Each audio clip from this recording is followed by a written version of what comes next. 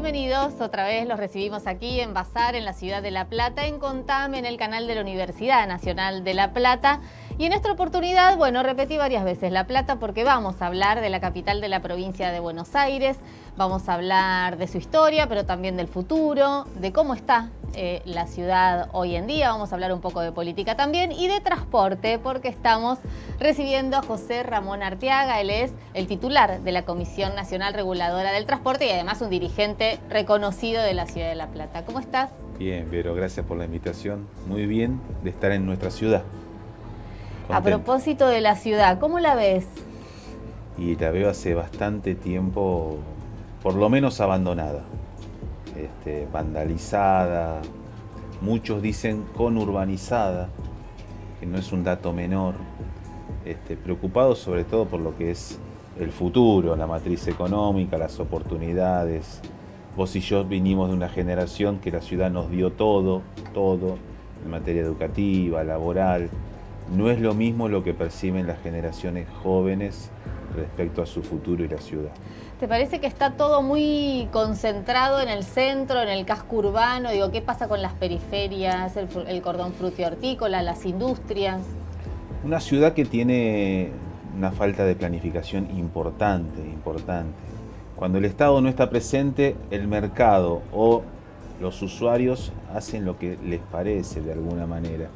Una periferia olvidada en materia fundamentalmente de servicios, de infraestructura, pero en términos integrales una falta de planificación de destino, hacia dónde crece la ciudad, de qué vive la ciudad, cómo vive la ciudad y fundamentalmente de oportunidades hacia el futuro. ¿Cómo va a vivir la ciudad?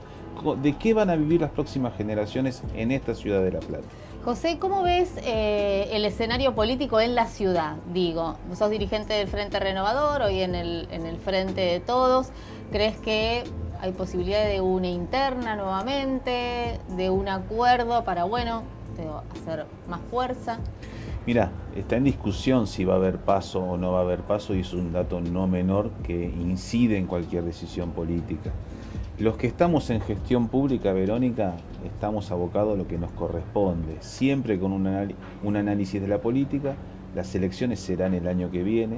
Siempre es bueno que haya participación, discusión, debate, internas para dirimir candidaturas si es necesario, pero también, en el caso de los partidos de gobierno, también es necesario una cohesión, una autoridad, una decisión que le dé competitividad al Frente de Todos, que es la herramienta que hemos construido entre todos. Hablabas de la gestión y hablamos de la Comisión Nacional Reguladora del Transporte. Difícil, digo, por la variedad del transporte público, el transporte de cargas, lo extenso del país.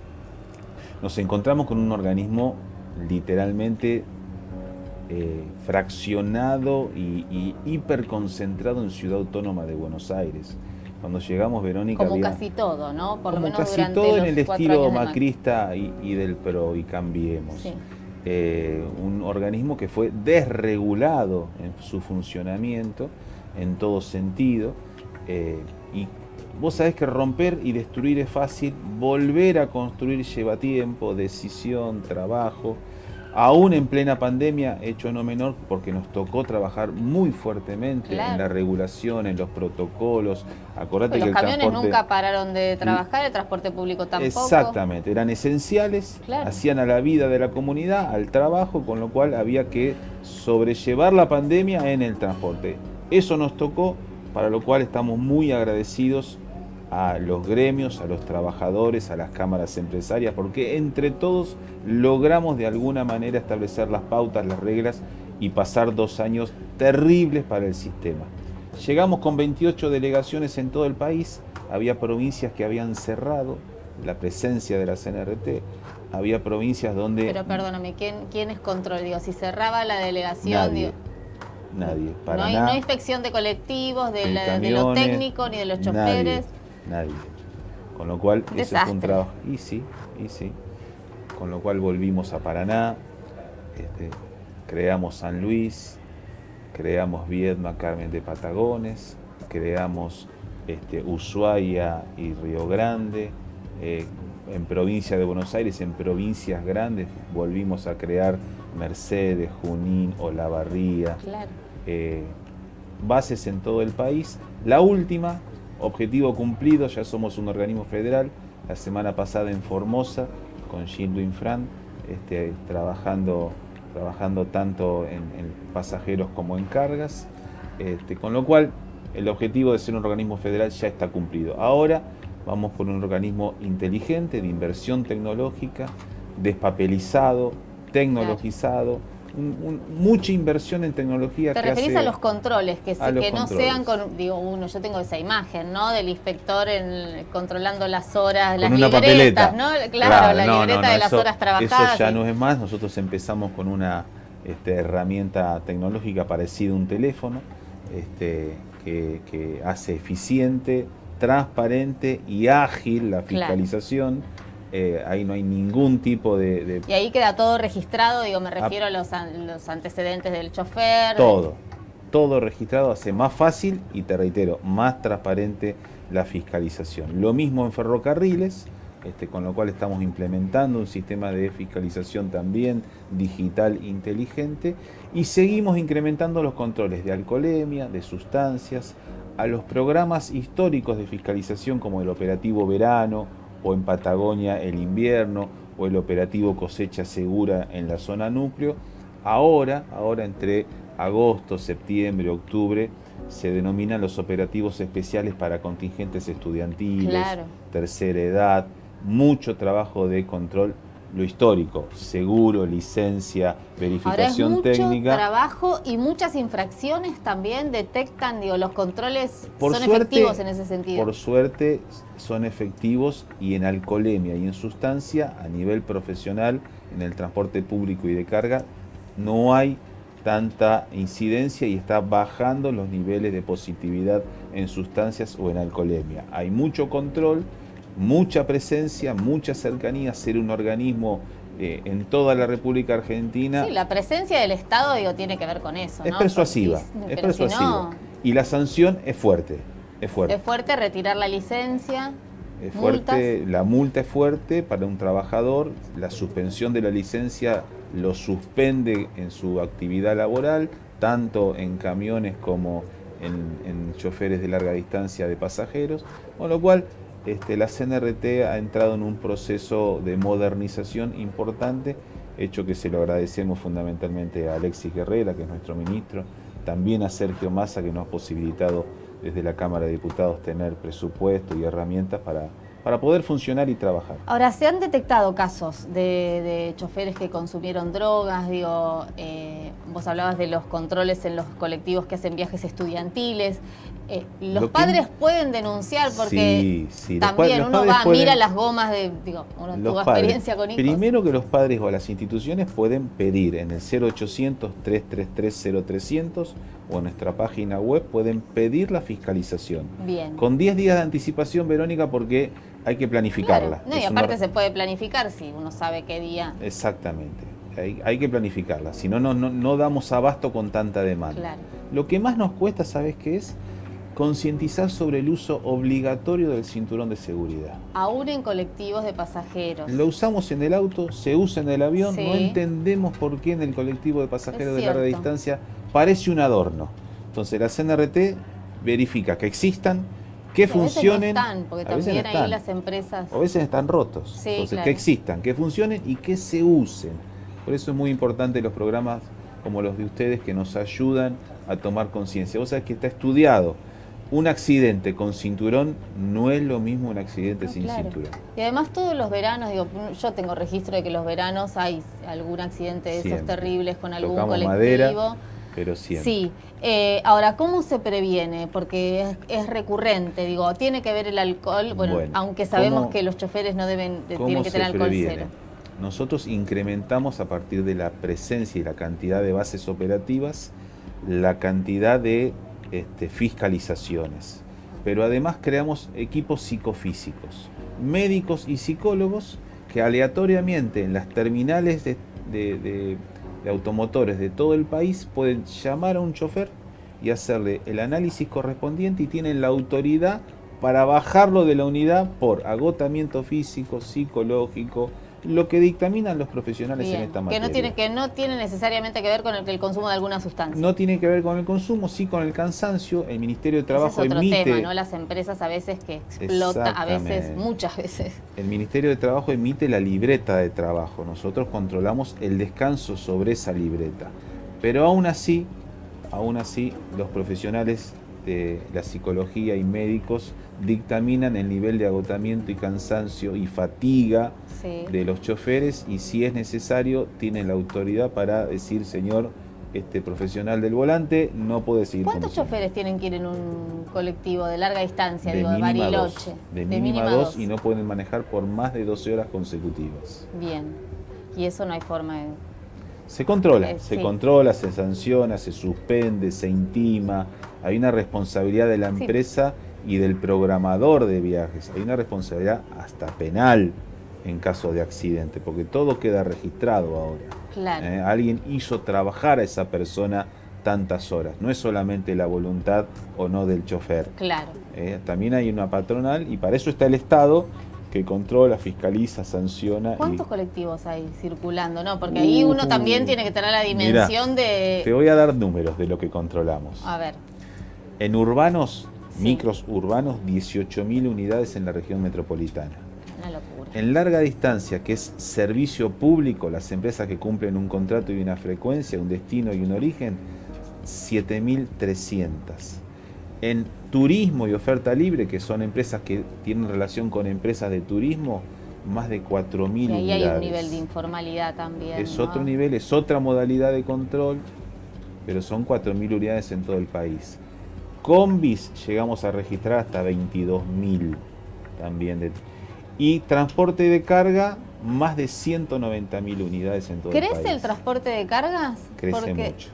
El otro día lo escuchaba a Pablo Moyano diciendo, bueno, no nos quieren dar el aumento, después finalmente se acordó, pero entre los datos que ofrecía era el crecimiento del tránsito de camiones. Crece mucho, también crece el transporte de carga en ferrocarriles. Claro. ¿Sí? Y mucho. Y hace al costo de la economía de la producción. Exacto. El transporte ferroviario en cargas ha crecido exponencialmente desde el 18 hasta el 22 de manera realmente... Bueno, actividad económica hay entonces. Exactamente, actividad económica hay, por eso te hablaba del operativo Cosecha Segura, donde transporte de carga y trenes, Santa Fe, Córdoba, Entre Ríos, la CNRT conjuntamente con otras fuerzas provinciales, otros organismos provinciales. Estamos trabajando también fuertemente con el Ministerio de Transporte de la provincia en todo lo que significa que la provincia, digo, en la proporción de la cantidad de camiones, de colectivos, debe tener una buena parte para... Mucho, y tiene Quequén, Bahía Blanca, Mar del Plata, Puerto Ensenada. Además articular, digo, ahora pienso en la provincia de Buenos Aires también el tema de las rutas, de las condiciones de las rutas, porque por más controles que haya la Comisión Nacional Reguladora de Transportes, si las rutas tienen... Bueno, mira, si hay algo que nos enseñó la pandemia, que aprendimos de la pandemia, es a poder comunicarnos, articular, convenir y programar acciones conjuntas con distintos ministerios de distintas provincias, distintas jurisdicciones, SENASA, aduana, migraciones. CNRT interviene en 14 puntos de frontera. Y habrá operativos conjuntos. Conjuntos con AFIP. Claro. Así que la pandemia nos enseñó a articular e integrar operativos con diversos organismos que hacen a la seguridad, a la economía. Estamos muy contentos con una decisión que hemos tomado en plena pandemia, Vero. Siempre que hay casos de trata, el transporte público de pasajeros está involucrado. Claro. Y en eso creamos una unidad especial donde todas las fiscalías del Poder Judicial, las jurisdicciones policiales o particulares denuncian. Nosotros tenemos una digitalización del origen y destino de identificado. Cada colectivo. En cada colectivo sabemos quién va adentro. Claro. Dónde subió y dónde se bajó, dónde se tendría que bajar. Esta es la tarjeta, sube. La tarjeta sube y la declaración jurada del pasaje. Claro. ¿Sí? Que tiene que ser nominada, con un DNI. Bueno, uno se pregunta siempre por qué los pasajes de colectivo y de avión son nominales y no se pueden ceder. Digo, la persona que viaja es la que tiene, a nombre de quien está el ticket. Eso nos permite una trazabilidad de saber quién está circulando, en qué horario, con qué empresa y de dónde a dónde. Mira, hoy a la mañana en Mercedes se encontró un narcotraficante, transporte público. Hoy vamos a tener una reunión con la DDI de La Plata porque se encontraron 2 personas que, si bien estaban desaparecidas, había sido por decisión propia. La familia no las encontraba, temas familiares, personales, 2 meses desaparecidas. Sirvió el sistema de transporte para saber que estas personas, ¿dónde estaban? Funciona.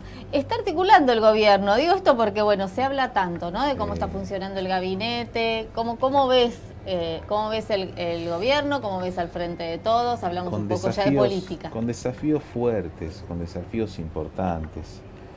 Después de haber en estos últimos 40, 50 días ordenado la macroeconomía, el gran desafío de Sergio Massa es la inflación. Vos lo vas a ver abocado 100%, habiendo garantizado un piso mínimo de reservas de dólares y de ordenar la macroeconomía. Primero lo urgente, salir del abismo. Ahora el desafío es los precios, la canasta alimentaria, la inflación, pero no imposible. No es mágico, no va a ser de la noche a la mañana, va a ser un tema gradual, es un tema de poder, evidentemente es un tema de poder, también de distribución de riqueza y fundamentalmente de autoridad. El desafío del gobierno y el desafío de Sergio Massa como ministro de Economía de acá, por lo menos a marzo del año que viene, es bajar la inflación. ¿Crees que la incorporación de Sergio Massa fue un punto de inflexión? Digo, por 2 cuestiones. Por un lado, por su respaldo político, el respaldo político que tuvo al momento de asumir, y por otro lado, el apoyo internacional, digo, esto del BID, del Fondo Monetario. Sí, a ver, creo que personalmente pienso que tendría que haber sido mucho tiempo antes, evitarnos la crisis del gobierno que terminó perdiendo tiempo en decisiones internacionales claves. Y por otro lado, Sergio demostró tener un equipo y con este equipo afrontar distintas instancias de gestión como AFIP, agronomía, agricultura, comercio interior, comercio exterior, producción, que son claves en los resortes de las decisiones que hay que tomar para ordenar la economía. ¿Lo ves candidato? Él dijo que no, que la familia, que tuvo ya muchos problemas para asumir el Ministerio de Economía. ¿Candidato 2023? Lo veo abocado a su responsabilidad institucional de ordenar la economía. Lo respeto en términos personales porque sé de lo que está hablando en cuanto a los problemas familiares. Sí, claro. No es fácil hacer lo que hacemos y la ausencia muchas veces 24/7, ¿no? Exactamente, no hay horarios. No hay horarios y por lo general siempre lo que es más, lo que paga los platos de la familia y el hogar y la presencia, ¿no? Con Sergio tenemos hijos jóvenes, adolescentes, y la ausencia en esta edad se paga a veces, por eso lo entiendo. Pero es un hombre de la política, y creo que las decisiones se tomarán el año que viene. ¿Y Alberto? Ahí hay otra discusión hacia dentro del Frente de Todos, difícil. Hay quienes dicen, bueno, Alberto cumplió su ciclo. Él dice que estaría dispuesto a presentarse unas PASO. Alberto tiene que terminar lo mejor posible su mandato y el Frente de Todos tiene que definir a partir de su conducción cuáles son sus candidatos. ¿Cómo sería? ¿Está faltando esa mesa política? En algún momento Sergio Massa dijo, tendríamos que empezar a pensar... Lo que ya hizo Axel en provincia de integrar y constituir la mesa política del Frente de Todos, hay que hacerlo a nivel nacional. Eso es una necesidad urgente de darle cohesión, decisión estratégica, debate, ¿por qué no? Claro. Debate, es necesario. Empezaría otra etapa. ¿No pensás que tiene que pasar otra instancia del Frente de Todos? Ojalá antes de fin de año tengamos una definición política del Frente de Todos en cómo nos planteamos para el año que viene. Creo que Cristina tiene un rol fundamental, una autoridad indiscutible en lo que es el Frente de Todos y una capacidad que no tienen otros. Bueno, nombraste a Cristina y la pregunta es, ¿Cristina 2023 también está ahí? También, creo que la mayor... ¿Es la conductora? Es la conductora del espacio, es la creadora y la que diseñó la estrategia que nos permitió volver en el 19, la que más cedió y más generosidad constructiva tuvo y la capacidad de poder anticipar a la estrategia de la Argentina en un contexto nacional e internacional complejo, con una visión política como pocas dirigentes de Latinoamérica tienen, con lo cual hay que institucionalizar esta mesa de conducción y ordenar para dónde vamos y cómo. Hace pocos días Cristina pidió un acuerdo político por todo el intento de magnicidio, los grupos de extrema derecha que los estamos viendo casi permanentemente en televisión y además como entrevistados. Y por otro lado habló de la economía. ¿Crees que es posible con esta oposición llegar a esos acuerdos? Sí, sí, creo que es posible, creo que es necesario, creo que hay que hacer el esfuerzo. Hay muchos dirigentes que están probados en lo que significa la construcción de consenso, y creo que es necesario para la Argentina. Siempre el diálogo construye, en eso tengo una convicción personal. Sí creo que hay que ponerle plazo a la institucionalización del Frente de Todos a nivel nacional. Vuelvo a la oposición. ¿La oposición es toda la oposición? Digo, no es lo mismo Patricia Bullrich que Gerardo Morales. No, yo rescato muchos dirigentes, sobre todo del radicalismo, como un gran partido nacional y centenario y fogueado en la función de gobierno, que tienen y que tengan la capacidad de ordenar su propia frente de alguna manera, para permitir este diálogo y esta construcción de consenso. ¿Es el Congreso?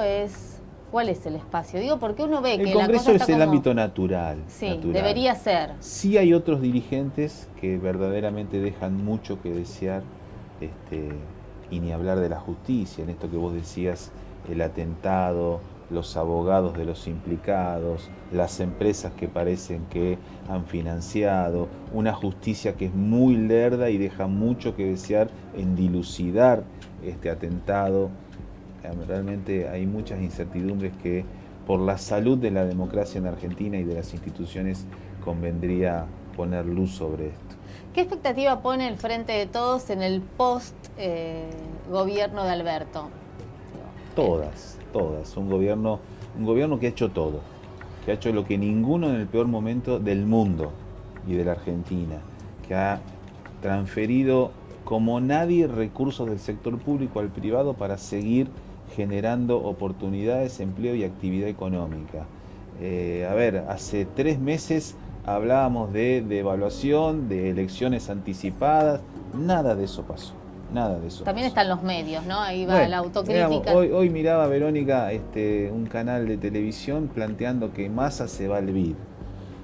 Y ayer el PRO, en su comunicado hablando de que Massa... El primer párrafo, llamaba la atención. Nombre. Se trata de limar a quien de alguna manera está ordenando la economía y está ordenando el desastre que el PRO y el macrismo nos dejó en la República Argentina, con una deuda que va a llevar generaciones en poder resolverla. Con lo cual hay que tener un poquito más de humildad, un poquito más de respeto, un poquito más de autocrítica, y algunos temas saber que están más que complicados en la autoridad moral para hablar. ¿Diálogo con Garro? ¿Con el intendente? ¿Sí? Con todas las autoridades. Porque también, ¿no? También la Secretaría de Transporte. Con todas, sí, no. De hecho, desde la función nuestra, Verónica, hemos tenido diálogo con todas las provincias, con todos los intendentes. Estamos gestionando 27 pasos bajo nivel en la región metropolitana. Esto está articulado desde el Ministerio de Transporte, Ferrocarriles Argentinos, la CNRT como auditora y fiscalizadora de estas obras, y los municipios como ejecutores de la obra pública. Claro. Así que mucho diálogo y mucha gestión. Lo último, no te pregunté por Kicillof. ¿Kicillof va por la reelección? Sí. Seguramente, se lo tiene merecido, ha hecho un gran trabajo en la provincia de Buenos Aires, seguramente ha ordenado también el desastre de Vidal, que no es poco, en la provincia de Buenos Aires. De esto se ha hablado muy poco porque la pandemia llegó enseguida de la Asunción y no hubo derecho a un inventario o a lo que se heredó, pero Axel verdaderamente ha tenido un diálogo también con toda la oposición, con todos los intendentes. 2 años de su mandato lo ha hecho en adversidad legislativa, con lo cual ha construido futuro. Gracias, José. Gracias a vos, Verónica. Nosotros nos volvemos a encontrar. Bueno, hablamos con José Ramón Arteaga. Él es el titular de la Comisión Nacional Reguladora del Transporte, pero además, como les decíamos, un dirigente, y ustedes lo conocen, muy reconocido aquí en la ciudad de La Plata. Nosotros nos volvemos a encontrar, como lo hacemos siempre, acá en Bazar, en la ciudad de La Plata, en Contame en TVU, el canal de la Universidad Nacional de La Plata. Los espero.